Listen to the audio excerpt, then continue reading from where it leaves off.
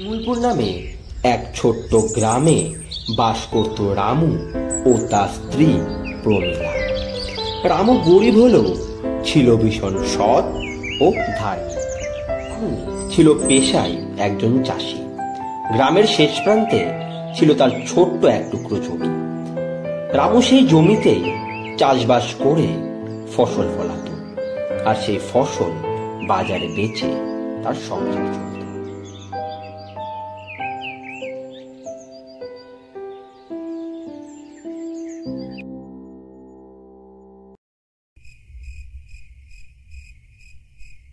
প্রমীলা প্রতিদিন শিমুলপুরের উত্তর দিকের জঙ্গলে যেত কাঠ কুড়োতে, কিন্তু সেই দিন তার কাঠ কুড়িয়ে বাড়ি ফিরতে সন্ধে হয়ে যায়। তাই মাথায় কাঠের বোঝা চাপিয়ে সে তাড়াতাড়ি হাঁটতে থাকে। জঙ্গলে ঘন গাছগাছালি অতিক্রম করতে করতে প্রমীলা লক্ষ্য করে হঠাৎ জঙ্গলের পরিবেশ যেন বদলে গেছে। দূরে কোথা থেকে ভেসে আসছে একটা মেয়ের কান্নার আওয়াজ।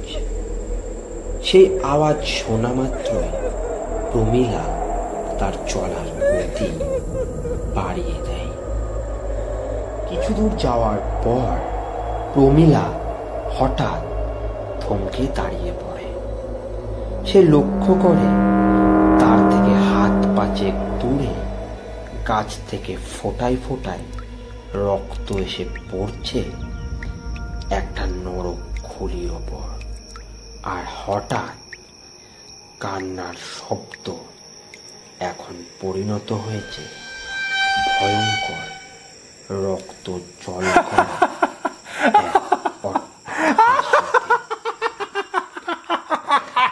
প্রমীলার থেকে হাত পাঁচেক দূরে উদয় হয়েছে এক মহিলা, যার পরনে এলোমেলো চুল, চোখ লাল, মুখে এক অদ্ভুত হাসি, সারা শরীর ক্ষতবিক্ষত। অনেকদিন পরে একটা মানুষ পেলাম। কতদিন অপেক্ষা করেছি, আজ আমার অপেক্ষার অবসান হয়েছে। দয়া করে আমাকে মেরো না। আমি আর কোনোদিন এই জঙ্গলে কাঠ করাতে আসবো না। আমাকে মেরো না, আমাকে ছেড়ে দাও। তোকে মারলে হবে? তোর জীবনী শক্তিকে কাজে লাগিয়েই তো আমি আবার আমার নতুন জীবন ফিরে পাব। তুইও এবার হারিয়ে যাবি, যেমনটা আমি গেছিলাম। এই কথা বলে ডাইনি আস্তে আস্তে প্রমীলার দিকে এগোতে থাকে এবং সঙ্গে সঙ্গে প্রমীলার দেহের ভেতরে প্রবেশ করে।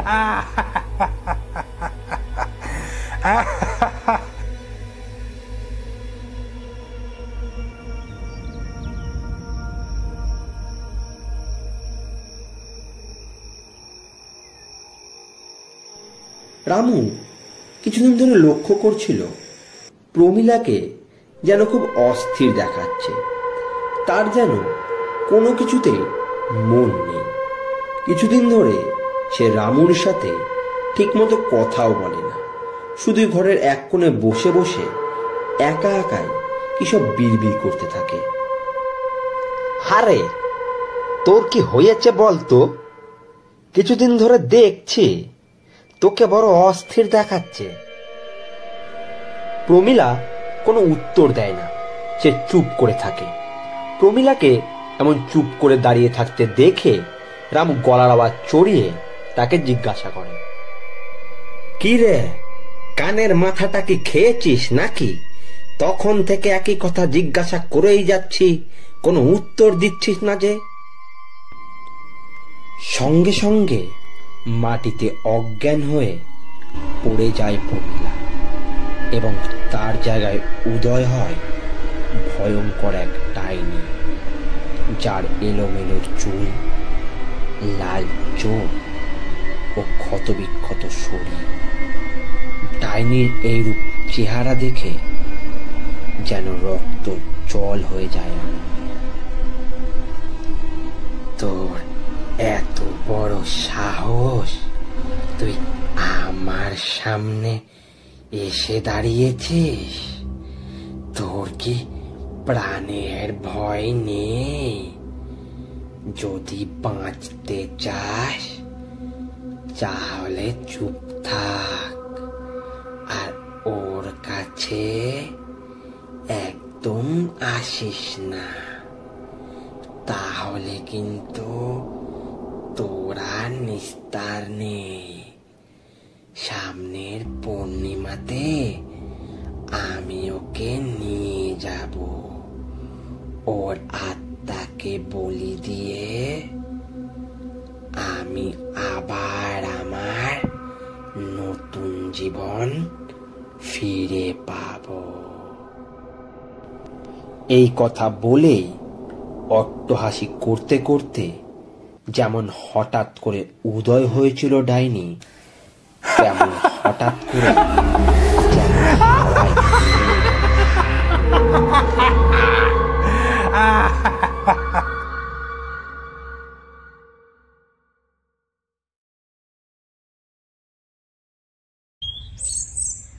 পরের দিন সকালবেলায় রামু যায় পাড়ার সবচেয়ে পৌঢ় হরিকাকার কাছে। হরিকাকার কাছে গিয়ে রামু সম্পূর্ণ ঘটনাটা তাকে বলে।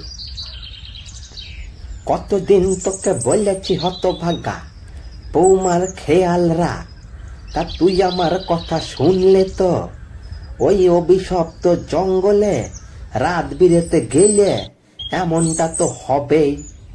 বলো দেখি কি সর্বনাশটাই না হইল। কিন্তু শোন, তুই চিন্তা করিস না, উপরবালা যখন এই বিপদের সম্মুখীন করিয়েছেন তখন তিনি পথ দেখাবেন। ওনার উপর ভরসা রাখ। আর গ্রামের পূর্ব প্রান্তে এক মহাগুণিন বাস করেন, তিনি পারেন তোকে এই বিপদ থেকে উদ্ধার করতে। যা গিয়ে ওনার পায়ে ধর, যদি উনি দয়া করেন।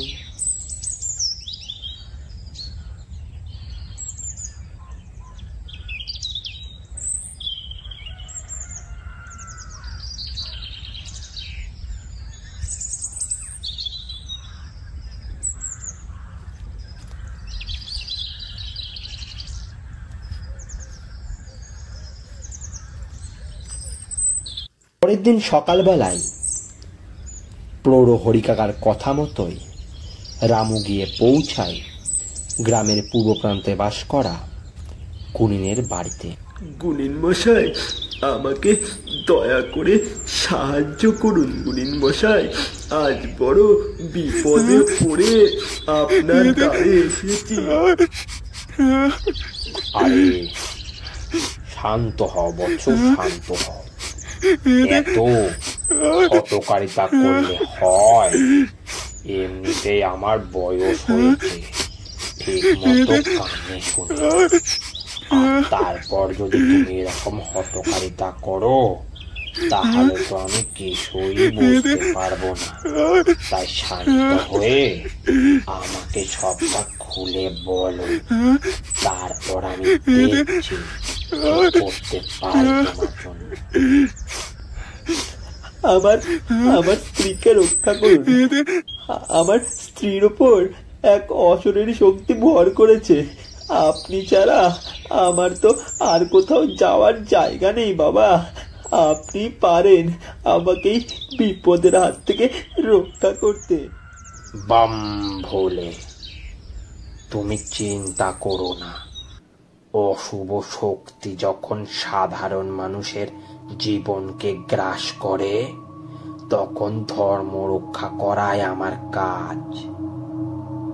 আমি তোমার সাহায্য করব, কিন্তু ওই পরমাত্মার প্রতি ভরসা রেখো, কারণ সব ভালো খারাপের মালিক তো উনি। আর শোনো, 2 দিন পর পূর্ণিমার রাত, সেই দিন ওই ডাইনির শক্তি চরমে পৌঁছাবে। আর সেই দিনই সে তোর স্ত্রীর আত্মা বলি দিয়ে তার শক্তিকে আরো বাড়িয়ে তুলবে, কিন্তু ওকে সেটা করা থেকে আমি আটকাবো। আর পূর্ণিমার রাতই হবে ওর অন্ধকার সাম্রাজ্যের শেষ।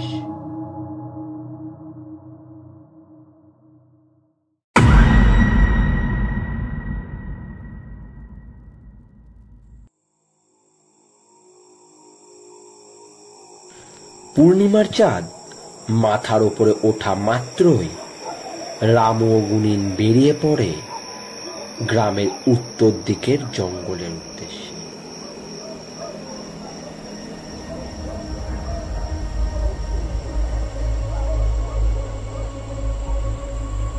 হাঁটতে হাঁটতে গুনিন ও রামু এসে পৌঁছায় জঙ্গলের ঠিক মাঝামাঝি, যেখানে জঙ্গলটা সবচেয়ে বেশি ঘন।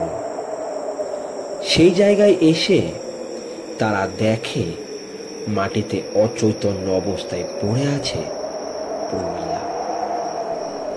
কিন্তু হঠাৎ করেই যেন পরিবেশ অস্বাভাবিক হয়ে ওঠে, ভারী হয়ে ওঠে চারিদিকের বাতাস, আর সাথে সাথে চারিদিকে ছড়িয়ে পড়ে একটা পচা গন্ধ। আর ঠিক তখনই আকাশ বাতাস কাঁপানো অট্টহাসি করতে করতে আবির্ভাব হয় ডাইনির। তো বাঁচার সময় ফুরিয়েছে গুনি। আজ এই মেয়ের সাথে তুইও প্রাণে মারা যাবি। এই জঙ্গল আমার, এটা আমার অন্ধকারের সাম্রাজ্য। শোন ডাইনি, ভুলে যাস না, অশুভ শক্তি যতই বড় হোক না কেন, তা কখনোই শুভ শক্তির উপর জয়লাভ করতে পারে না। আমি এসেছি তোর খেলায় শেষ টান দিতে।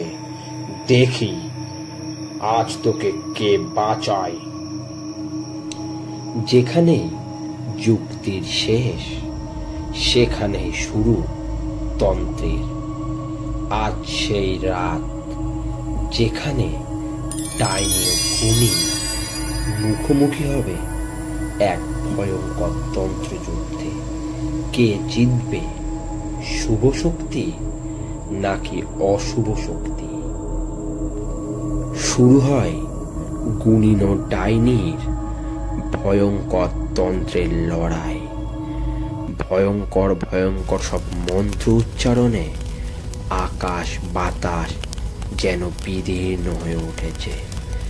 আজ যেন কেউ হার মানতে রাজি নয়। এটা কি করে সম্ভব? আমার কালো তন্ত্র কোনোদিন বিফল হতে পারে না। একটা কথা মনে রাখিস ডাইনি, অশুভ শক্তি যতই বেড়ে যাক না কেন, সেটা কখনোই শুভ শক্তিকে দমন করতে পারে না।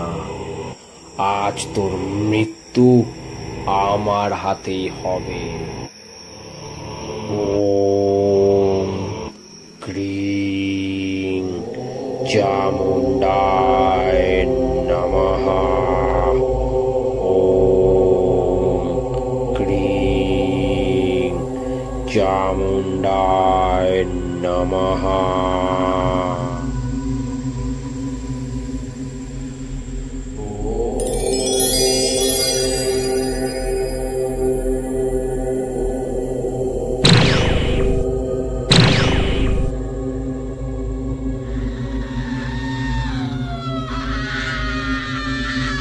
অবশেষে এই ভয়ঙ্কর তন্ত্রের যুদ্ধ শেষ হয়। ডাইনির হাত থেকে রক্ষা পায় রামু ও তার স্ত্রী প্রমীলা। অশুভ শক্তির উপর শুভ শক্তি জয়লাভ করে, কিন্তু প্রশ্ন সেখানে নয়, আসলেই কি শেষ হয় অশুভ শক্তি, নাকি বারবার ফিরে আসে?